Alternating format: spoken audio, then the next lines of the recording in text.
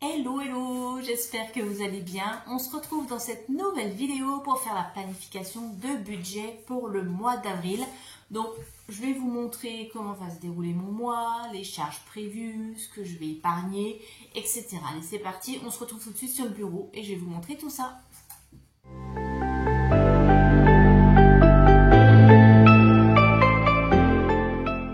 Bon, bah c'est parti pour ce budget. Donc j'ai préparé mon petit bouillon là sur le côté, comme ça je suis sûre de rien oublier et de ne pas me mélanger les pinceaux. Donc c'est le budget pour le mois d'avril déjà. Alors les revenus, le salaire, donc on est à 1635. Donc je rappelle ma situation pour les gens qui arrivent sur la chaîne. Je suis maman solo, j'ai 3 enfants, mais mes 2 grandes ont quitté le nid et sont adultes, elles vivent leur propre vie. Et j'ai ma petite dernière qui est adolescente, là, qui va avoir 16 ans, qui est à la maison. Donc j'ai un salaire pour nous deux, plus une pension que me verse le papa. Voilà. Donc je travaille à plein temps. Et quoi d'autre? Bah rien de spécial, c'est tout. Donc le salaire 1635. J'ai la prime d'activité. Qui est de 51 €. Et puis bah, comme je vous disais, la pension de 186. Ce qui nous fait un total de revenus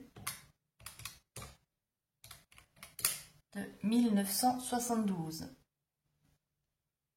Hop.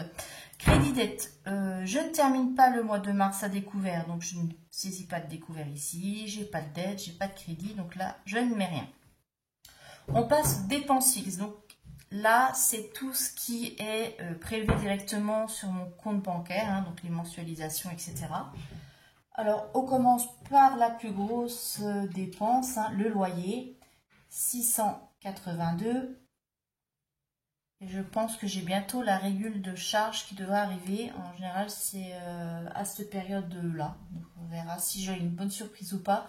Dans les charges, j'ai l'eau et l'électricité des communs, parce que je suis dans une résidence. Donc, c'est électricité des communs, le ménage, puisqu'il y a une entreprise de nettoyage qui vient toutes les semaines. Voilà, quoi, toutes les charges de copro. Donc, le loyer, le prêt. Donc ça c'est un prêt, comme je le dis tout le temps, je le mets ici parce que c'est un prêt en commun avec quelqu'un et je ne peux pas solder avant. Donc il reste ici, pour moi c'est une dépense fixe. Si j'avais été seule à le détenir, je l'aurais mis ici, comme ça, dans le but aussi de pouvoir le solder à la fin. Mais là je ne pourrais pas. Ensuite, le leasing pour la voiture. Donc, on a 242 € par mois. J'ai le gaz, 93, l'électricité. Donc, j'ai vraiment, moi, toutes les charges. Hein, vu que j'ai pas de compagnon, je vis seule. Tout est à ma charge. Donc là, normalement, tout est complet. On n'oublie jamais rien. L'électricité, c'est 31.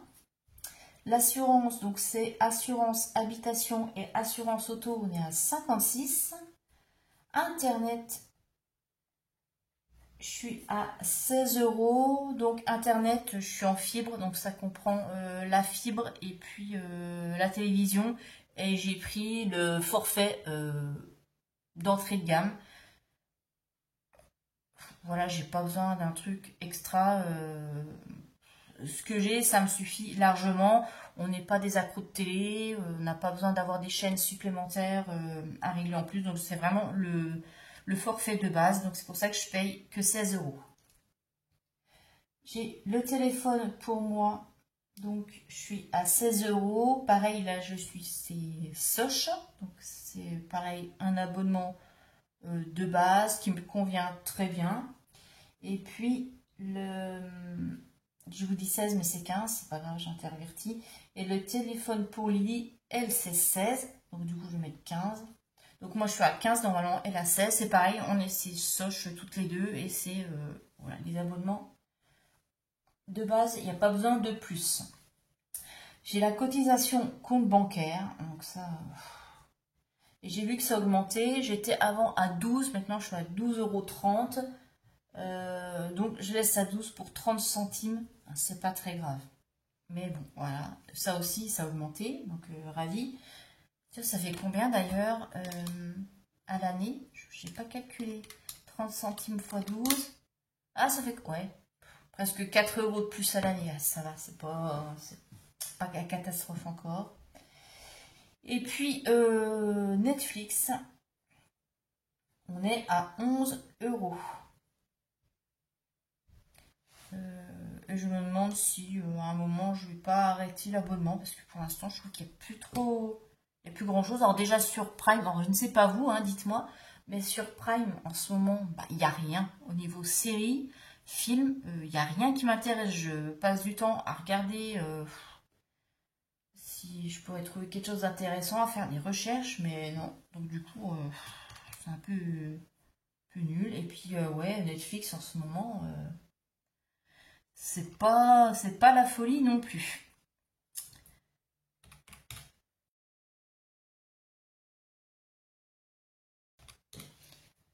On est à 1288 € de charge fixe, donc incompressible, hein. Tous les ans, début d'année, je regarde s'il y a des choses que des abonnements que je peux modifier pour diminuer. Mais là, je peux. Bon, le loyer, on peut pas y toucher. Prêt, leasing non plus. D'ailleurs, on m'avait dit pour le leasing, peut-être avoir une chez Dacia. Mais bon, chez Dacia, pour ceux qui suivent depuis un moment, vous savez que voilà, j'ai eu un gros souci là quand j'ai changé de véhicule l'année dernière, qu'il y a eu un gros couac. Je devais partir sur un Sandero, hein, parce que moi j'avais vraiment voilà, le truc de base juste pour faire mes trajets boulot, maison, boulot et puis mes petites escapades le week-end quand je fais des randos. Donc moi j'ai pas besoin d'un super véhicule, je m'en fous complètement. Et il y a eu un gros couac au niveau de la production. Ma voiture n'a jamais été mise en production. Et du coup je me suis retrouvée au moment de la livraison sans rien du tout. Donc j'ai dû repartir sur Renault. Et ils ont adapté la mensualité en faisant des grosses réductions et tout pour que, parce que c'était un peu leur faute, hein, parce que je les relançais à chaque fois, ils me disaient oui, elle va arriver, ne vous inquiétez pas, elle va arriver. En fait, sinon il y a eu un gros problème eux à leur niveau, donc ils ont fait un geste commercial, donc c'est pour ça que j'ai pu avoir une Clio à la place de la Sandero et ils m'ont fait des gestes commerciaux pour pouvoir baisser les mensualités, sachant qu'aussi les coûts des véhicules ont augmenté hein, depuis le Covid, depuis la guerre en Ukraine. Donc là, je suis vraiment, je peux pas être en dessous vu le véhicule que j'ai. Voilà. Donc je peux pas changer pour l'instant. On verra, comme je disais, dans 2 ans, quand j'arriverai à la fin de la location, si j'arrive à renégocier autre chose ou pas. Mais bon, d'ici là, on ne sait pas ce qui va encore arriver. Voilà. Donc, voilà, petit aparté. Donc, le reste, gaz, électricité, je ne peux pas faire moins cher. Là, je réduis mes consos, comme d'habitude. Donc, au niveau du gaz, là, maintenant, les beaux jours arrivent, je vais pouvoir couper le chauffage. Électricité, tous les soirs, dès que je ne regarde plus la télé, je coupe ma box. J'ai des LED partout. Enfin voilà, je fais vraiment super attention à la consommation électrique. Les chargeurs ne restent jamais branchés, je l'utilise juste pour brancher. Et en plus, mon téléphone, moi, je le charge au travail. Je branche l'embout directement sur la tour de l'ordinateur, comme ça, en même temps que je bosse, et ça charge et nickel. Donc j'essaie vraiment, vous voyez, d'optimiser et de faire des économies partout.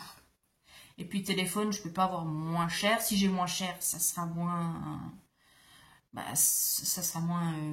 facile d'utilisation. Donc bref, voilà. Hop. Ensuite, au niveau des virements permanents. Donc ça, c'est tous les virements qui partent de mon compte courant vers mes livrets.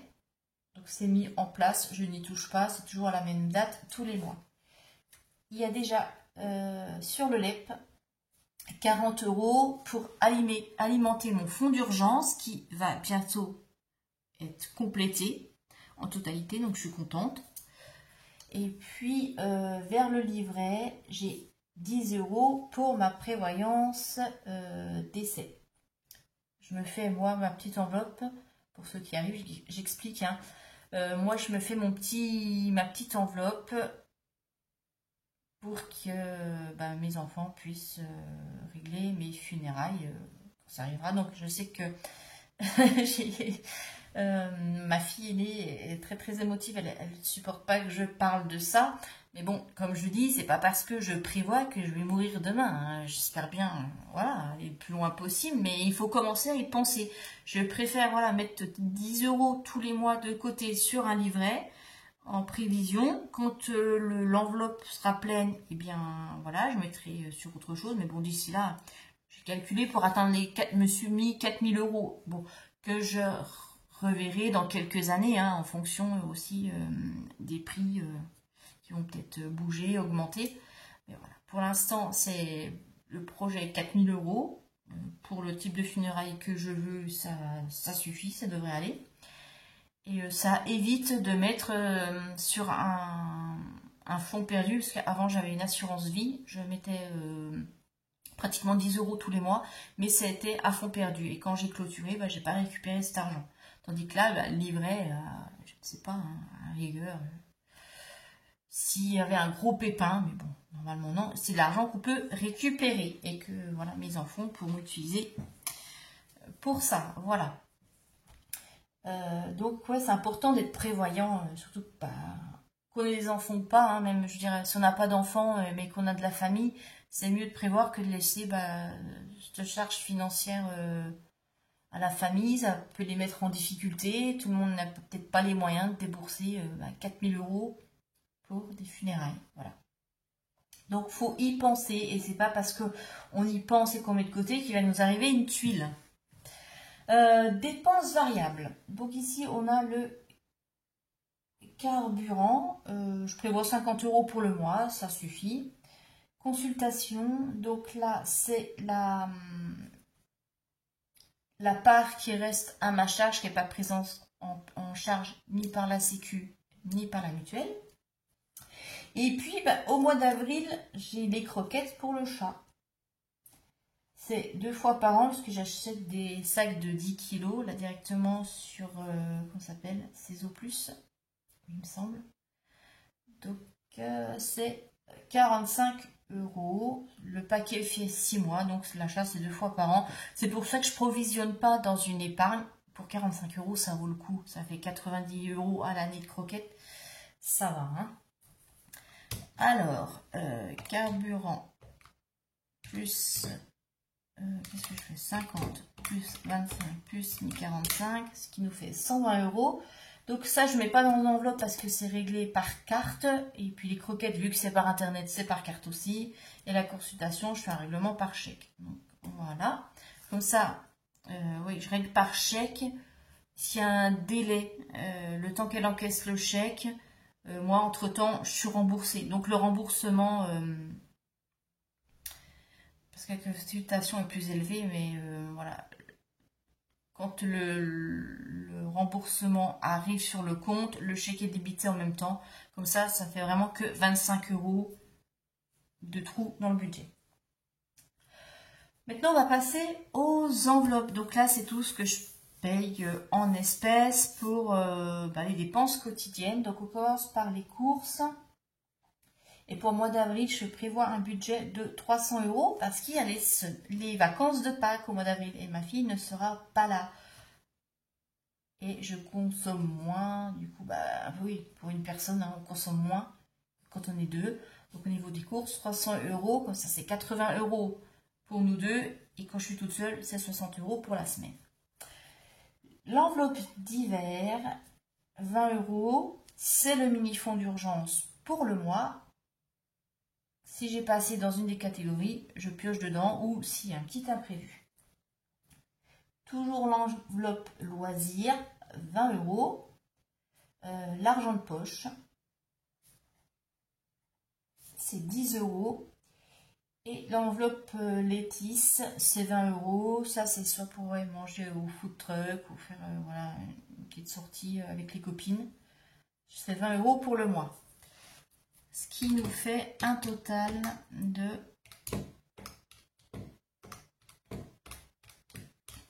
370. Et maintenant, on va faire notre petit calcul pour voir combien je vais mettre dans mes épargnes au mois d'avril.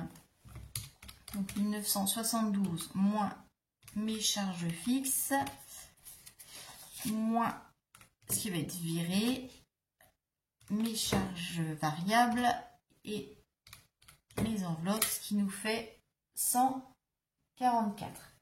Donc 140 € à répartir en épargne. On commence par le train. Je mets 40 €. Ensuite, on a Noël, c'est 20 €. Les anniversaires, 10 €. La taxe d'ordure, c'est 10. Et puis Amazon, c'est 10 aussi.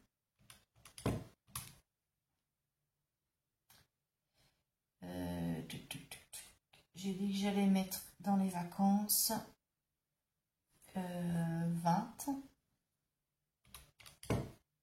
Donc il reste 30. Je vais rajouter là en dessous. Il faut que je refasse d'ailleurs mes supports et que je rajoute des lignes. J'ai dit que je mettais dans les vêtements pour Lydie. 30 €. Donc si j'utilisais 50 € qu'on a mis ensemble, eh bien ça ira pour moi, mais sinon ça va pour Lily. Ce qui nous fait donc un total d'épargne de 140, ce qui nous fait un solde de 4 €. Il restera 4 € sur le compte normalement, si je me débrouille bien et qu'il n'y a pas de craquage et pas d'imprévu. Voilà le budget pour le mois d'avril. Vous dites-moi un petit peu si vous avez déjà fait votre budget, comment ça se profile. Si vous allez attaquer le mois avec un découvert ou non, si vous avez des achats imprévus, etc. En attendant, je vous souhaite une très bonne semaine et je vous dis à ce week-end pour faire le bilan de la 4e semaine et le bilan du mois. Allez, je vous fais des gros bisous. Bye bye.